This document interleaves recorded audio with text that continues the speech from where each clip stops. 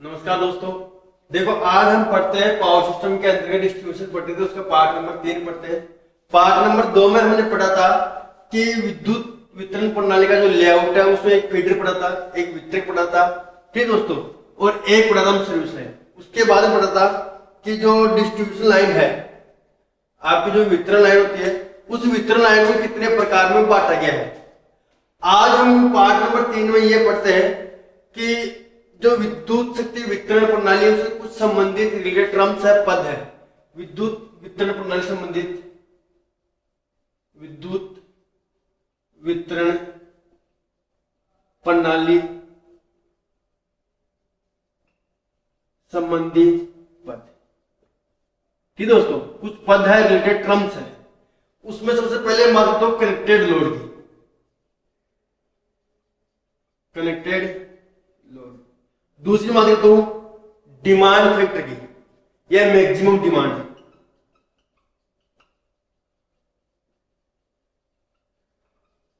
ठीक दोस्तों, तीसरी में यहीं पर बात करता हूं तो एक आता है आपका डिमांड फैक्टर, उसके बाद आता है मांग फैक्टर। डिमांड फैक्टर,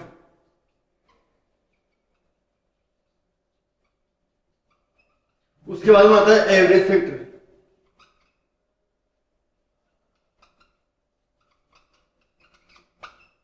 ठीक है, और उसके बाद होता है डायवर्सिटी फैक्टर।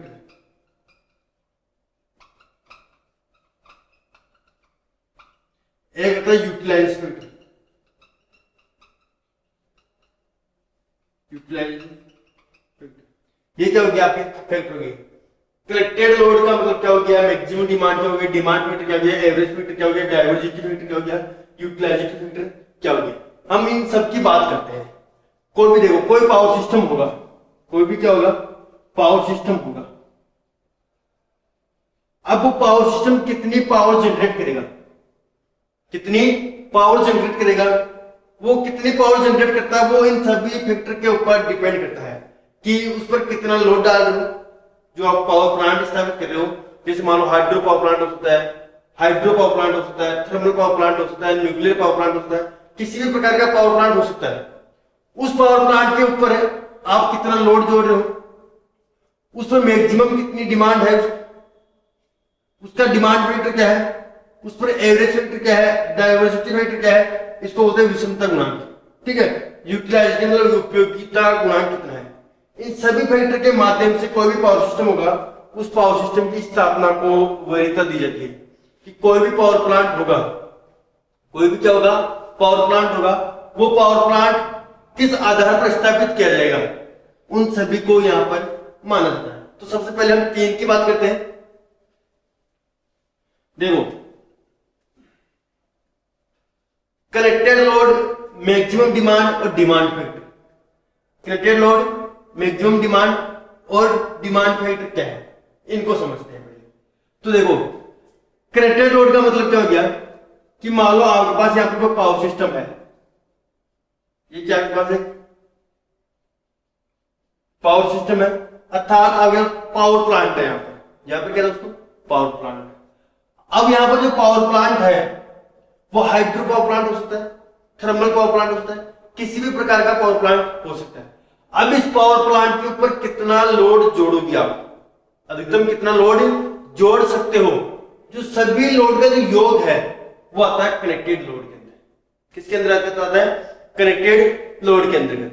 ठीक है, इसकी जो रेटिंग होती है वो किलोवाट में ली जाती है। जैसे मान लो यहां से आपका एक घर है यहां पर, ठीक दोस्तों, यहां पर क्या आ गया, घर आ गया।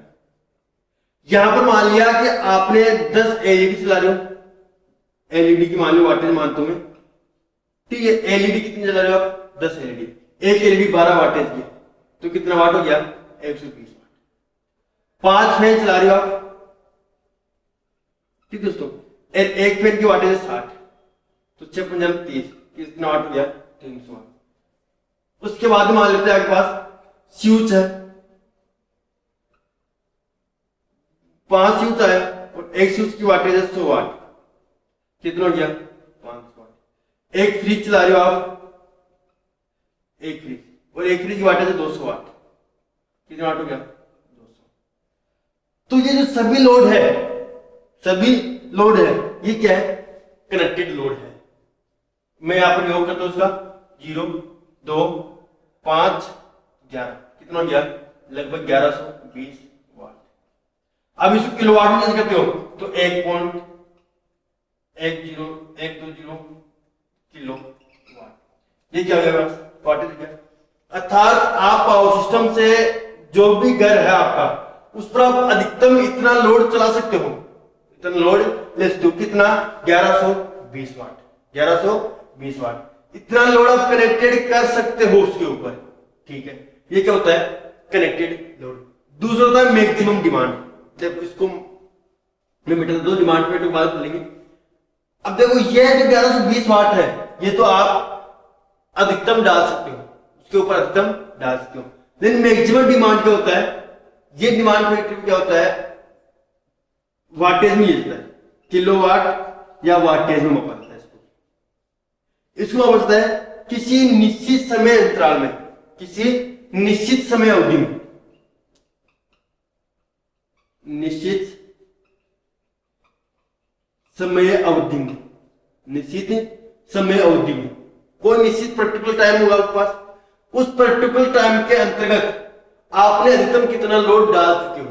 भाई आप 1120 वाट अधिकतम चला सकते हो, अधिकतम जोड़ सकते हो।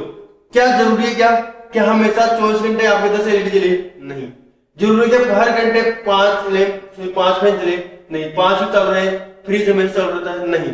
तो ये हमेशा चालू तो 1120 वाट है। लेकिन कोई ना कोई उपकरण है उनमें से कुछ ऑफ रहेंगे, कुछ क्या रहेंगे, ऑन रहेंगे, ठीक है दोस्तों। अब आपने एक मीटर लगाया यहाँ पर, एनर्जी मीटर, ठीक है दोस्तों, क्या लगाया आपने, एनर्जी मीटर। उसने मापा कि किसी निश्चित समय अवधि के अंतर्गत आपके अंदर 500 वाट का खपत हो रहा है। कितने वाट का हुआ, 500 वाट। किसी पर्टिकुलर टाइम के अंदर कितने वाट हुआ, 500 वाट। तो आपकी मैक्सिमम डिमांड कितनी होगी दोस्तों, 500 वाट। समझना नहीं दोनों चीज क्या है, आगे जाके काम आएगी दोनों। मैक्सिमम डिमांड कितना हो गया, 500 वाट। कुछ समय बाद में आपने लोड का मान बढ़ा दिया और एनर्जी मीटर वहां पर मापा 600 वाट। तो अब आपकी मैक्सिमम डिमांड 500 वाट नहीं रही, अब कितनी होगी, 600 वाट। कुछ समय बाद में एनर्जी मीटर था 400 वाट। प्रेजेंट टाइम में अर्थात आप 400 वाट का उपभोग कर रहे हो, लेकिन आपकी जो मैक्सिमम डिमांड है, अधिकतम कितनी डिमांड जा चुकी है, 600 वाट। तो वह एनर्जी मीटर 600 वाट रिकॉर्ड करके रखेगा। लगाया कितना आपने, 1120 वाट। लेकिन अधिकतम आपने उपभोग कितना किया, 600 वाट। अर्थात आप 1100 वाट तो अधिकतम डाल सकते थे उस पर, अधिकतम डालना कितना, 600 वाट। तो ये होता है अपना मैक्सिमम डिमांड।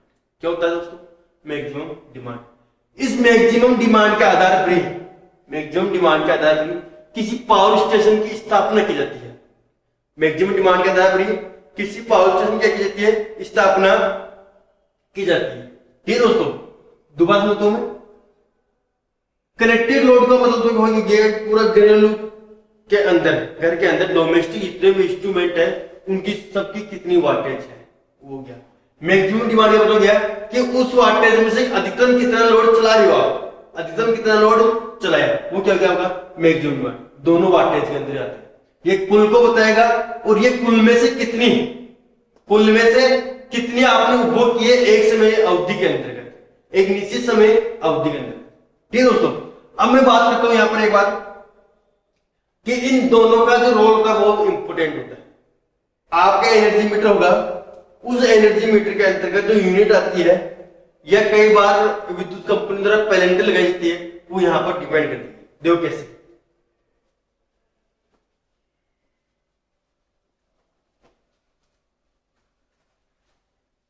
देखो एक शब्द बताया था मैंने आपको यहां पर कि मैक्सिमम डिमांड द्वारा ही किसी पावर स्टेशन की क्षमता निर्धारित की जाती है, मतलब लागत निर्धारित की जाती है।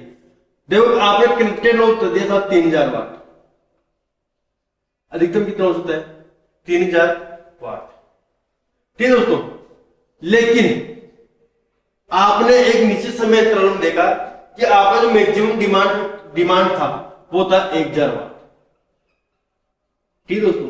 कितना वाट था, 1000 वाट। अर्थात आप किसी भी समय के अंदर 3000 वाट का लोड तो नहीं डाला, डाल सकते हो, लेकिन डाला नहीं है। डाला कितना है, किसी निश्चित समय अंतराल के अंतर्गत 1000 वाट का आपने लोड डाला है।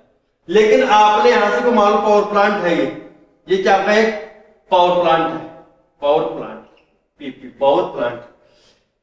ये कितनी, यहां पर आपने जब कनेक्शन लिया था तो कितने वाट का लोड होता है आपने 3000 वाट, लेकिन डाला कितना 1000 वाट का। तो क्या ये पावर प्लांट 3000 वाट की शक्ति पैदा करेगा क्या? नहीं, ये कितने वाट की करेगा? लगभग 1000 वाट की। ये भी अधिकतम है, ये भी आप नहीं डाल रहे हो, इससे कम ही डालते हो आप, 700 वाट, 800 वाट, 900 वाट, फिर किसी निश्चित समय में आपने 1000 वाट का लोड डाल दिया, जबकि कितने वाट पैदा करेगा यहाँ पर 1000 वाट। ठीक दोस्तों, कितने वाट पैदा करेगा 1000 वाट। अधिकतम 3000 कनेक्टेड लोड कर सकते हो, अधिकतम डिमांड फैक्टर आपके पास कितना है, डिमांड है कितनी है, मैक्सिमम डिमांड है वो कितनी है 1000 वाट। ठीक दोस्तों, ये होता है कनेक्टेड लोड, ये होता है मैक्सिमम डिमांड।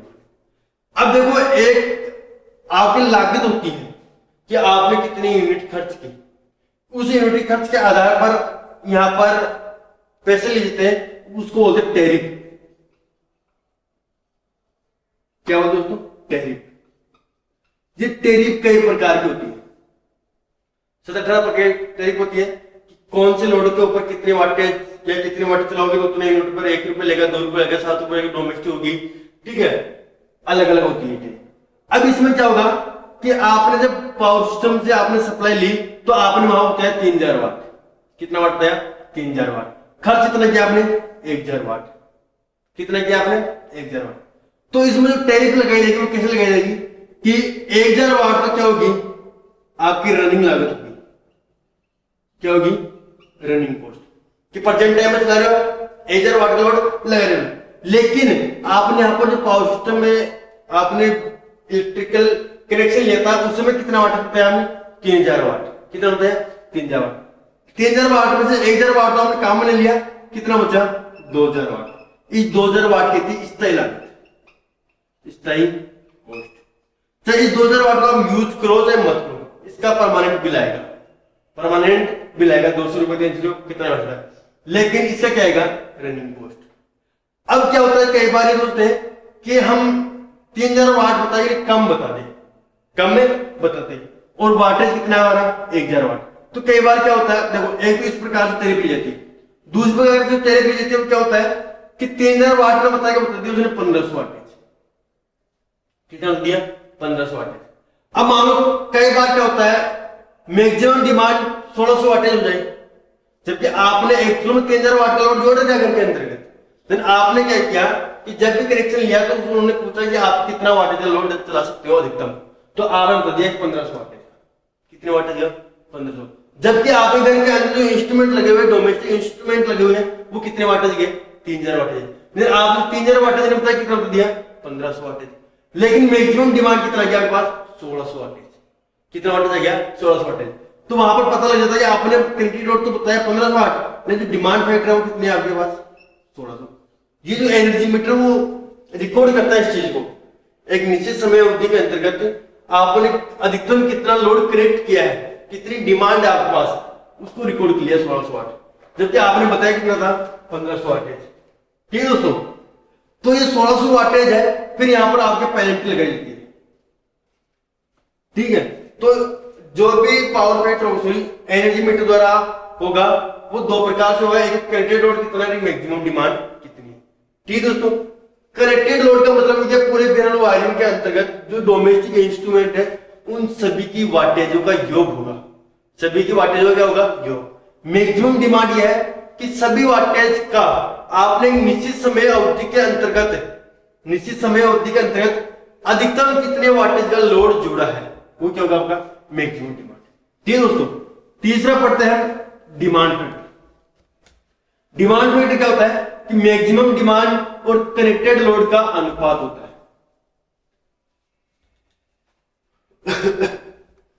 तीसरा क्या होता है डिमांड फैक्टर। तो डिमांड फैक्टर क्या होता है कि मैक्सिमम लोड और कनेक्टेड लोड क्या होता है अनुपात होता है, अर्थात अधिकतम मांग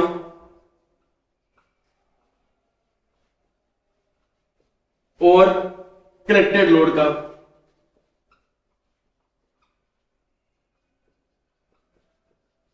अनुपात होता है, ये होता है डिमांड फैक्टर। इससे कोई मात्रा नहीं होता है कि जो डिमांड फैक्टर है वो कनेक्टेड लोड, इससे पहले पढ़ा हमने कनेक्टेड लोड, और एक पढ़ा अधिकतम मांग, मैक्सिमम डिमांड। इन दोनों में जो योग अनुपात होता है वो क्या होता है? Demand factor. इतना याद रखना आपको, डिमांड फैक्टर होता जाए, अधिकतम मांग और कनेक्टेड लोड का क्या होता है? अनुपात होता है। अब इसका जो मान आता है वो हमेशा इकाई से कम आता है, इकाई से कम। क्यों? अभी बताया था मैंने कि अधिकतम मांग, आप अधिकतम मांग कितनी बताई थी आपने? 1000 वाट, जबकि कनेक्टेड लोड कितना है पास? 3000 वाट का। तो इसको करोगे कैलकुलेशन तो लगभग पॉइंट ये मान है, तो हमेशा क्या आएगा? इकाई से कम आएगा। ठीक दोस्तों, ये होता है आपका डिमांड फैक्टर। तीनों चीज याद रखनी है। कनेक्टेड लोड क्या होता है? किसी भी विद्युत सप्लाई प्रणाली में सभी जुड़े हुए उपकरणों की रेटिंग, सभी उपकरणों की रेटिंग होती है, वो क्या होती है? Connected load. मैक्सिमम डिमांड क्या होगी? कि किसी पावर स्टेशन के लिए दिए गए किसी समय अंतराल में, किसी पावर स्टेशन के लिए किसी दिए गए निश्चित समय अंतराल में उस युक्ति द्वारा अधिकतम उपभोग की गई शक्ति, अधिकतम उपभोग की गई शक्ति क्या होती है? अधिकतम मांग या सिस्टम पीक कहलाती है।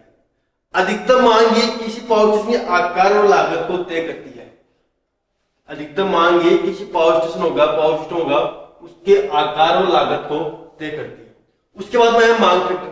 किसी पावर स्टेशन के लिए अधिकतम मांग से, किसी पावर स्टेशन के लिए अधिकतम मांग से कनेक्टेड लोड का जो अनुपात है वो होता है आपका डिमांड फैक्टर, और इसका जो मान होता है वो सदैव क्या होता है? इकाई से कम होता है। ठीक दोस्तों, उसके बाद हम पढ़ते हैं औसत लोड या एवरेज डिमांड। उम्मीद है तीनों चीज आपको समझ में आ गई होगी।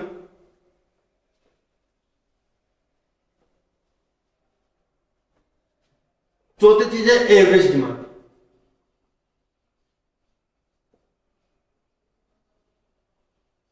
या औसत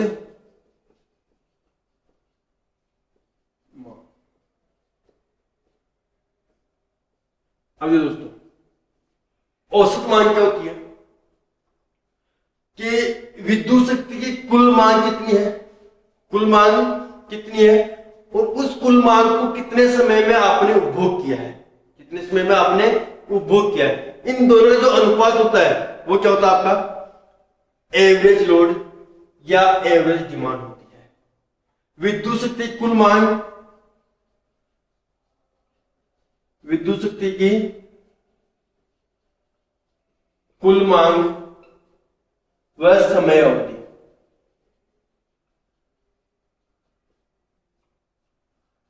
समय अवधि, इन दोनों में जो मान होता है, अनुपात होता है वो क्या होता है? विद्युत शक्ति की कुल मांग बटा समय अवधि का जो अनुपात होता है वो क्या होता है? Average demand. क्या होता है दोस्तों? Average demand. अब देखो, अभी बताया था कि आपने ये देखा कि 3000 वाट का आप अधिकतम लोड जोड़ सकते हो। विद्युत की कुल भार कितना है? कितना कर सकते हो आप? 3000। 3000 कर कितने समय में कर सकते हो आप? तो आप होते हैं 3 घंटे, यह आप बोल दिया आपने 10 घंटे, तो 0 कितना आ गया? 300। इसका मतलब ये एवरेज डिमांड कितना है पास? 300। 300 मतलब ये हो गया कि पर घंटे आप 300 वाटेज का लोड चलाओगे या 300 वाटेज लोड कनेक्टेड करोगे। तो इसके लिए सूत्र आता है कि आप एक दिन का निकालते हो डिमांड फैक्टर, एक महीने का निकालते हो, ये 1 साल का निकालते हो। तो ये अब मान लो 1 महीने का आपने डिमांड फैक्टर निकाला, 1 दिन का, पहले 1 दिन का डिमांड, उसे एवरेज डिमांड। तो उसके सूत्र क्या होगा?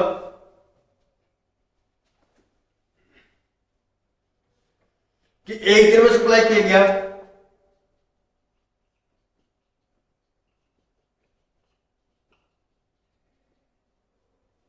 सप्लाई की गई वाटेज KWH बट्टा 24 घंटे, बट्टा 24 घंटे। भाई 1 दिन है, 1 दिन में कितने घंटे? 24 घंटे। और 1 दिन में कितनी वाटेज सप्लाई की, कितनी सप्लाई की गई, कितनी सप्लाई वाटेज KWH जाएगा, कितनी सप्लाई की KWH में, और बटा 24 घंटे। आप निकालते हो 1 महीने का, 1 महीने का एवरेज डिमांड, तो वो निकालते हो 1 महीना सॉरी एक महीने में सप्लाई की गई KWH बट्टा 24 घंटे इंटू 30 दिन, भाई 30 दिन हो गए और एक दिन में कितने घंटे होंगे? 24 घंटे। ठीक है, अब आप निकालते हो एक साल के, तो एक साल की एवरेज डिमांड निकालते हो तो एक साल में सप्लाई की गई KWH बट्टा 24 इंटू 365, या भी बोलते हो एक महीने के कुल घंटे या एक साल के कुल घंटे। ये होता है आपका एवरेज डिमांड, कि आपने अधिकतम मांग कितनी ली है, कनेक्टेड लोड कितना है, उससे कोई मतलब नहीं है। आप यहां पर मतलब यह है कि आपने एक निश्चित समय अवधि के अंतर्गत कितनी वाटेज का उपभोग कर रहे हो, वो होता है आपका एवरेज डिमांड। किसी समय अवधि में विद्युत शक्ति कुल मांग वह उस समय अवधि में कुल दिनों की संख्या का अनुपात है। ठीक दोस्तों, वो होता है आपका एवरेज डिमांड हो सकते मांग। उम्मीद है मेरे को समझ में आ गया होगा। उसके बाद में हम बात करते हैं एवरेज, बाद में बात करते हैं डाइवर्सिटी फैक्टर। ठीक दोस्तों, पांचवा आपका पॉइंट आता है वो आता है डाइवर्सिटी फैक्टर, विषमता गुणांक। डाइवर्सिटी फैक्टर क्या बोलते हैं?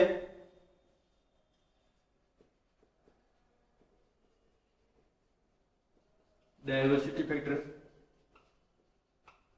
विषमता गुणांक।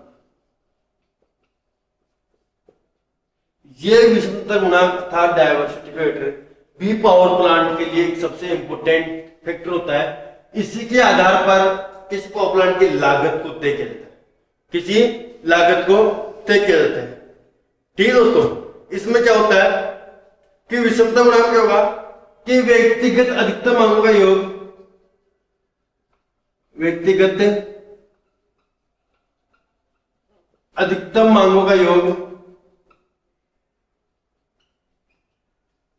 बट्टा किसी पावर प्लांट की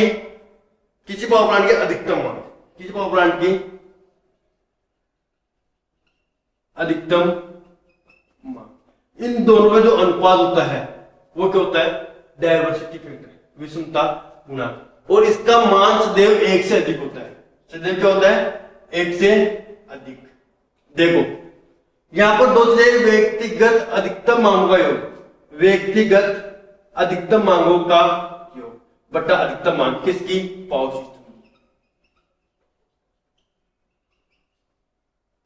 सिस्टम। देखो यह आपके पास पावर प्लांट है, ये क्या आपके पास एक पावर प्लांट है। अब इस पावर प्लांट से आप एक घर ये हो गया, एक घर ये हो गया, एक घर ये हो गया और ये घर ये हो गया। ठीक है दोस्तों, ये क्या हो गया? अब इसमें देखा कि आपने 3000 वाट का लोड चाहिए। कितने वाटेज के? सब में 3000 वाटेज के, ये कंट्रोल लोड है। लेकिन यहां पर देखा है कि इस घर के अंदर आपको 1000 वाट के लिए अधिकतम चाहिए। क्या चाहिए आपको दोस्तों? अधिकतम। यहां पर देखा हमने 1500, यहां पर देखा 2000 और यहां पर देखा हमने 2500। ये क्या हुआ? अधिकतम मांग हुई। तो व्यक्तिगत मांग हुई नहीं, 1000 इसमें होगी, 2000 3, अब सबको जोड़ लो, 1000 2000 4 3 7000। अधिकतम मांग कितनी है पास? व्यक्तिगत डिमांड कितनी? 7000 वाट। व्यक्तिगत अधिकतम मांगों का योग, ये देखो 3 3 6 9 12 ये नहीं जुड़ेंगे, ये तो इस पर कनेक्टेड लोड है, ये कभी भी एक साथ नहीं डाला जाएगा। लेकिन एक समय, निश्चित समय अवधि को अंतर्गत देखा कि इस घर के अंतर्गत 1000 वाट का अधिकतम लोड है, इसके अंदर 1500 रहा, इसमें 2000 का, इसमें 2500 का। ये आपका एक समय के अंतर्गत देखा गया। तो आप सबको जोड़ा, व्यक्तिगत अधिकतम मांगों का योग तो कितना गया? 7। अब देखो, अब ये तो है नहीं कि हमेशा पर्टिकुलर समय के अंतर्गत ये 700 वाटेज का लोड या 7000 वाट का लोड डालते रहेंगे, नहीं, इससे कम भी रहेगा। ये तो एक निश्चित समय अवधि में है, निश्चित समय अवधि में। देखो कैसे, दोबारा समझो इसको कि एक दिन में आपके पास होते, एक महीने में 30 दिन होते। कितने होते? 30 दिन। आपने देखा है 1 तारीख को नोट किया मैक्सिमम डिमांड, तो उस समय है 700 वाटेज। 2 तारीख को नोट किया उस समय आया 800 वाट। 3 तारीख को नोट किया उस समय आया 400 वाट। 5 तारीख को नोट किया उस समय आया, यहां पर देखने बाद, हाँ 1 तारीख को नोट किया, यहां पर देखो आपने 1 तारीख को नोट किया तो उस समय आया 400 वाट। 2 तारीख को नोट किया उस समय आया 800 वाट। 3 तारीख को नोट किया उस समय आया 900 वाट। 5 तारीख को नोट किया उस समय आया 300 वाट। 10 तारीख को नोट किया तो उस समय आ गया 1000 वाट। और फिर 30 तारीख तक नोट करते गए उस समय आया 300 वाट। तो ये देखो ये मैक्सिमम डिमांड नहीं रहा। मैक्सिमम डिमांड कौन सा रहा? ये वाट। क्या आपने मैक्सिमम डिमांड 1000 वाट लिखा है तो क्या पूरे 30 दिन के 30 दिन क्या 1000 वाट का लोड लगा के रखा है क्या उन्होंने? नहीं। 30 दिन में से एक दिन, 30 दिन में से किसी निश्चित समय अवधि के अंतर्गत से एक दिन, एक निश्चित समय के अंतर्गत अधिकतम लोड लगाया। वो कितना लगाया? 1000। इसने कितना लगाया? 1500। इसने कितना लगाया? 2000। इसमें 2500। तो अधिकतम कितना लोड क्रिएट किया उन्होंने? 7000। क्या यहाँ पर पावर सिस्टम को 7000 वाट के पैदा करने की जरूरत है क्या? नहीं। क्यों? क्योंकि ये 7000 पैदा कब करता कि हमेशा 7000 वाट का लोड लगा करते। लेकिन एक समय फिक्स नहीं है कि कोई 10 तारीख को 1000 वाट लगा रहा है, कोई 2 तारीख को लगा रहा है, कोई 10 तारीख को लगा रहा है, कोई 20 तारीख को, कोई 30 तारीख को। तो ये क्या गया? अधिकतम मान क्या इससे कम आएगी हमेशा। तो वहां उसने कितना पैदा कर दिया? 5000। कितना पैदा किया? 5000। तो डायवर्सिटी रेट निकालो 3 0 3 0 5 1 5 2 0 5 चौका 20। डायवर्सिटी रेट कितना है? 1.4। विषमता गुणांक कितना है? 1.4। आगे बात तो मान लो 7000 का है और उस पावर प्लांट के अंतर्गत आपने देखा कि 6000 वाट का क्या करना पड़ेगा आपको? पावर पैदा करना पड़ेगा। अधिकतम मान कितनी है? 6000। तो 3 0 से 3 0 6 कम 6 कितना हो गया? 0 6 कम 1.1। और किसी समय बाद देखा कि आपको 3000 वाट का लोड पैदा करना पड़ रहा है। तो 3 0 से 3 0 3 दूनी 6 1 0 2.3। यहाँ पर देखा डायवर्सिटी रेट 2.3 आया, यहाँ पर 1.4 आया और यहाँ पर 1.1 आया। तो डायवर्सिटी फैक्टर जितना कम होगा, डायवर्सिटी फैक्टर जितना अधिक होगा उतनी उस पावर प्लांट की जो लागत होगी वो कम होगी। देखो कैसे? आपने एक तो किसी पावर प्लांट के ऊपर 5000 वाट का लोड पैदा करोगे, एक पर 3000 का या 6000 का, तो जो सबसे ज्यादा खर्चा होगा वो कहां पर आएगा? 6000 वाट का। बाकी से पावर सिस्टम है वहां पर 6000 वाट का आपने क्या लगाया? वहां पर लोड लगाया है। क्या लगाया? 6000 वाट का। तो 6000 वाट पैदा करने में ज्यादा खर्च होगा। तो डायवर्सिटी रेट क्या है? यहाँ पर कम है। तो जितना डायवर्सिटी रेट जितना कम होगा उतना ही खर्चा क्या आएगा? ज्यादा। और डायवर्सिटी रेट जितना अधिक होगा, देखो इतना अधिक 2.3 है, लेकिन वहां पर कितना 1.1, तो डायवर्सिटी रेट कितना है यहाँ पर? 2.3। तो डायवर्सिटी रेट अधिकतम है तो देखो 3000 वाट पैदा करनी पड़ेगी। अर्थात एक जगह 6000 वाट पैदा कर रहा था, एक जगह 3000 वाट पैदा कर रहा है, तो वहां पर क्या हो? गैस का लागत क्या हो जाएगी? घट जाएगी। तो डायवर्सिटी रेट ये होता है कि व्यक्तिगत अधिकतम मांग का योग बटा अधिकतम, इन दोनों का जो अनुपात होता है वो होता है डायवर्सिटी रेट अर्थात विषमता गुणा। डायवर्सिटी रेट जितना ज्यादा होगा उतनी किसी पावर प्लांट की लागत क्या की? कम है। ठीक है दोस्तों, ये था आपका डायवर्सिटी। इसके बाद आपको सिलेबस में देखा प्लांट उपयुक्त गुणांक, प्लांट क्षमता, कैपेसिटी फैक्टर, डायवर्सिटी फैक्टर पढ़ दिए मैंने। जो ये चीजें हैं वो रटने की चीजें सूत्र रट लेना। जो कॉम्पिटिटिव एग्जाम के अंतर्गत है वो 5 प्रकार के आते हैं। क्रिएटेड लोड क्या होता है? मैक्सिमम डिमांड क्या होता है? डिमांड फैक्टर क्या होता है? ठीक है दोस्तों, एवरेज डिमांड क्या होती है? एवरेज। और एक आ गया आपका डायवर्सिटी फैक्टर क्षमता गुणांक क्या होता है? ये होता है आपके विद्युत वितरण संबंधी पद। ठीक है दोस्तों, उम्मीद है आपको 100% तो समझ में नहीं आएगा, लेकिन जितना समझ आया उसको एक बार रिवाइज जरूर करें। उसके बाद में हम पढ़ते हैं कि विद्युत वितरण प्रणाली के अंतर्गत होने वाले फॉल्ट्स। ठीक है दोस्तों, विद्युत वितरण प्रणाली में होने वाले फॉल्ट।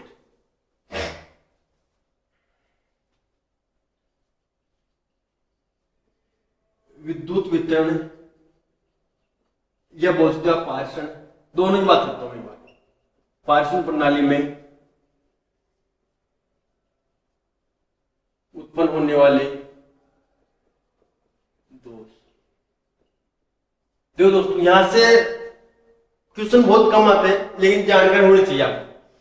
देखो, विद्युत वितरण ट्रांसमिशन लाइन हो चाहे डिस्ट्रीब्यूशन लाइन हो, चाहे ट्रांसमिशन लाइन हो चाहे डिस्ट्रीब्यूशन लाइन हो, दोनों लाइन के अंतर्गत क्या होगा? फॉल्ट होगा। दोनों लाइन के अंतर्गत क्या होगा? फॉल्ट होगा। अब यहां पर जो फॉल्ट होगा वो दो प्रकार से होता है। एक तो मैकेनिकल फॉल्ट हो सकता है अर्थात यांत्रिक दोष हो सकता है, एक क्या हो सकता है? इलेक्ट्रिकल फॉल्ट अर्थात वैद्युतिक। एक तो हो सकता है आपके पास यांत्रिक दोष हो सकता है, एक हो सकता है आपके पास वैद्युतिक दोष।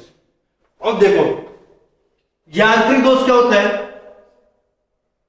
कभी भी यांत्रिक दोष होता है वो वर्तमान काल के अंतर्गत कोई हानि नहीं पहुंचाता है, वैद्युतिक दोष को नहीं काउंट करता है। लेकिन ये यांत्रिक दोष ही है आने वाले समय के अंतर्गत वैद्युतिक दोष का कारण बनता है। यदि आपसे पूछा जाए कि वैद्युतिक दोष का कारण कौन सा है तो आप बताओगे यांत्रिक दोष। प्रेजेंट टाइम में यांत्रिक दोष होता है वो इलेक्ट्रिकल फॉल्ट का कारण न बनके आगामी समय के लिए यांत्रिक दोष ही वैद्युतिक दोष का कारण बनता है। ये लाइन लिखना, आगामी समय के लिए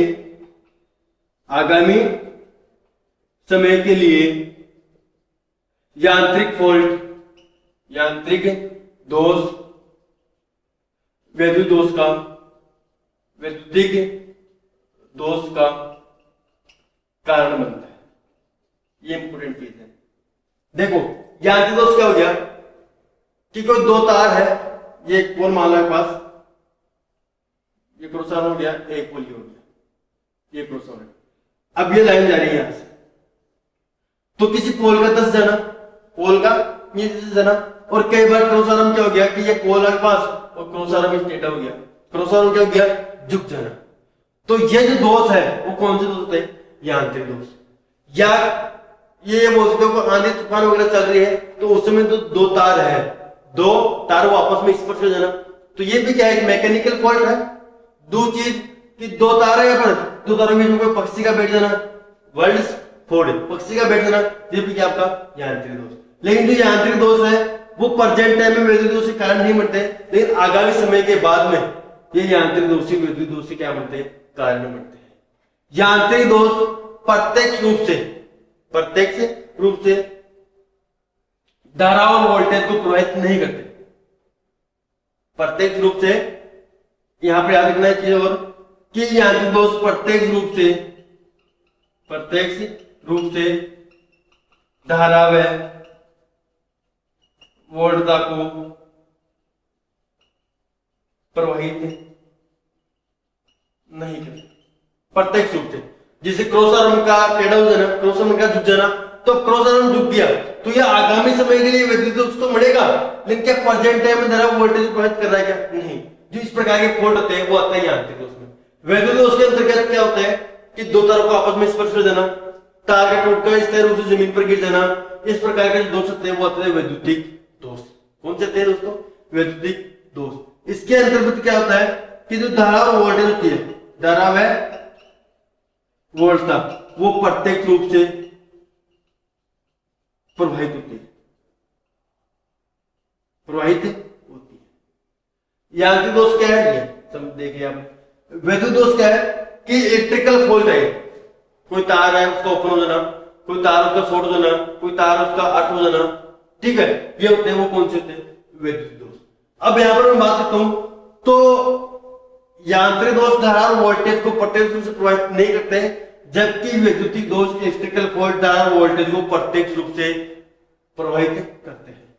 अब मैं यहां पर बात करता हूं तो वैद्युतिक दोष होते हैं वो दो प्रकार के होते हैं। वैद्युतिक दोष भी दो प्रकार के होते हैं। एक होता है स्थायी दोष, दूसरा होता है अस्थायी दोष। ठीक दोस्तों, यांत्रिक दोष एक है यांत्रिक दोष। वैद्युतिक दोष क्या होता है पता दिया आपको। ये दो प्रकार के होते हैं, एक होता है परमानेंट फॉल्ट, एक होता है टेम्परेरी फॉल्ट। परमानेंट फॉल्ट का मतलब क्या हो गया कि जो फॉल्ट एक लंबे समय बाद में मानव द्वारा वापस से किया जाता है तो वो होता है स्थायी दोष। टेम्परेरी दोष है ऐसे दोष होता है जो दोष एक अल्प समय के लिए रहे, और अल्प समय के बाद में अपने आप ही क्या हो जाए? वापस से हो जाए, तो वो होता है अस्थायी दोष। जैसे तारों का स्पर्श करना, हवा के माध्यम से, हवा के माध्यम से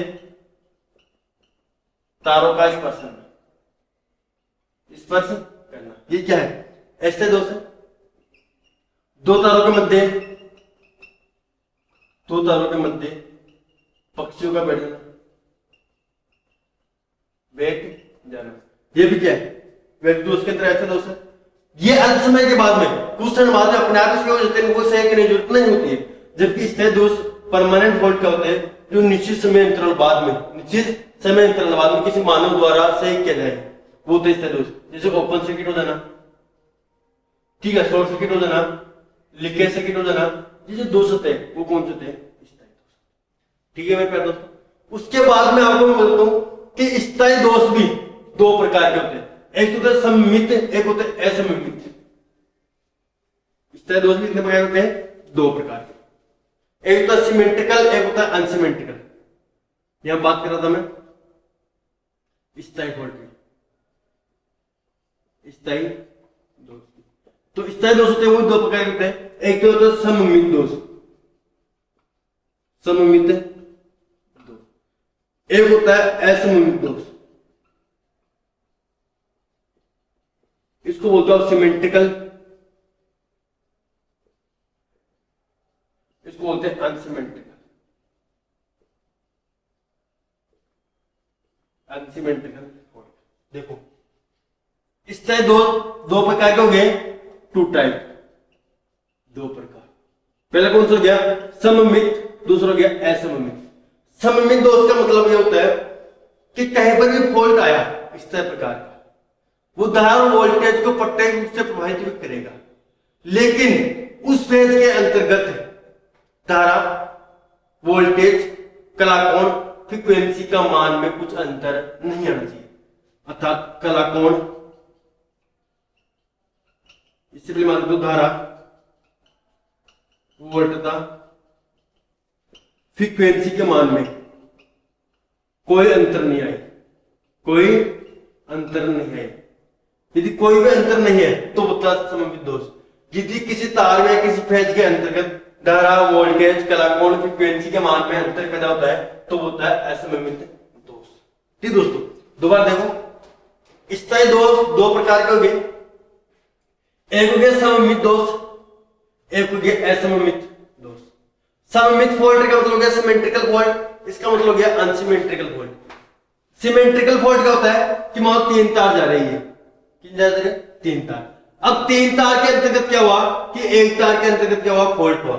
लेकिन इन तीनों का कलाकोण समान होना चाहिए, तीनों की धारा समान होनी चाहिए, वोल्टेज का कलाकोण समान होना चाहिए, और फ्रीक्वेंसी का मान भी क्या होना चाहिए? तीनों का समान होना चाहिए। अर्थात इस प्रकार का दोष होता है, वो होता है सममित दोष। अर्थात आप इसको ये बोल सकते हो कि ये थ्री फेज प्रणाली के अंतर्गत होता है। किसके अंतर्गत होता है? थ्री फेज प्रणाली के अंतर्गत सममित दोष। असममित दोष क्या होता है? जिस दोष के अंतर्गत धारा और वोल्टेज कलाकोण चेंज हो जाए और फ्रीक्वेंसी का मान चेंज हो जाए, अर्थात दो फेज प्रणाली के अंतर्गत और सिंगल फेज प्रणाली के अंतर्गत इस प्रकार का दोष होता है असममित दोष। ठीक दोस्तों, अनसिमेट्रिकल दोष।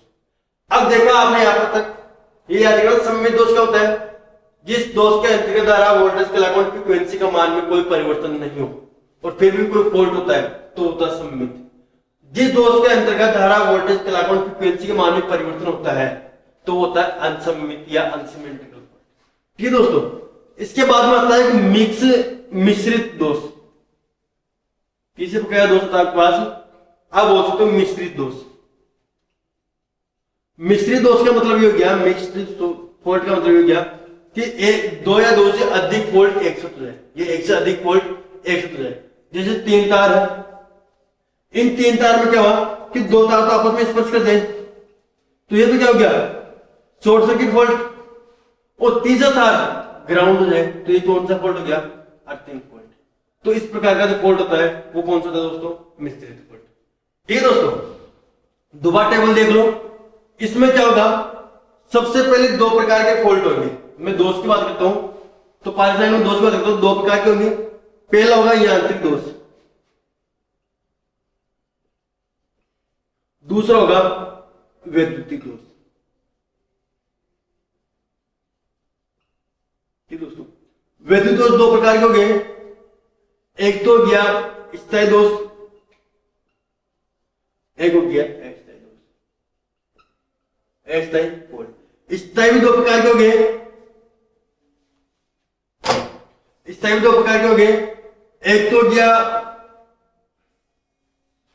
इससे दो प्रकार के हो गए, एक तो हो गया सिमेट्रिकल, कौन सा हो गया, सममित दोष, एक हो गया असममित दोष।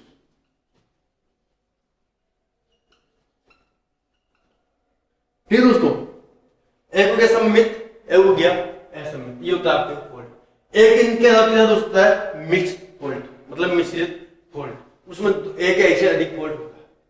यांत्रिक दोष ही वैद्युत दोष का कारण बनता है, मैकेनिकल फॉल्ट ये है, इलेक्ट्रिकल फॉल्ट का कारण बनता है। स्थायी और अस्थायी ये अल्प समय के लिए होता है, जबकि ये अधिक समय के लिए होता है। ये दो प्रकार के होते हैं, सममित दोष और असममित दोष। सममित दोष और असममित, सममित दोष होता है वो 3 फेज प्रणाली में होता है, और ये सिंगल फेज या 2 फेज प्रणाली में होता है। ठीक है दोस्तों, उम्मीद मेरे को आ गया होगा। अगर समझे पार्ट नंबर 3 है, इसमें पढ़ा क्या क्या है। सबसे पहले पढ़े टर्म्स कि कोई पावर प्लांट होगा उससे संबंधित कौन कौन से पद होंगे। पहला पढ़ा हमने क्रेडिटेड लोड, दूसरा पढ़ा हमने डिमांड फैक्टर या मैक्सिमम डिमांड, तीसरा पढ़ा डिमांड फैक्टर, डायवर्सिटी फैक्टर क्या होता है, सब चीज पढ़ी इसके अंदर। दोष के बाद हम बात करते हैं दो प्रकार दोष हुए, यांत्रिक वैद्युतिक, स्थायी अस्थायी, सममित असममित, और चौथा होता है आपका मिश्रित प्रकार दोष। ठीक है, धन्यवाद दोस्तों।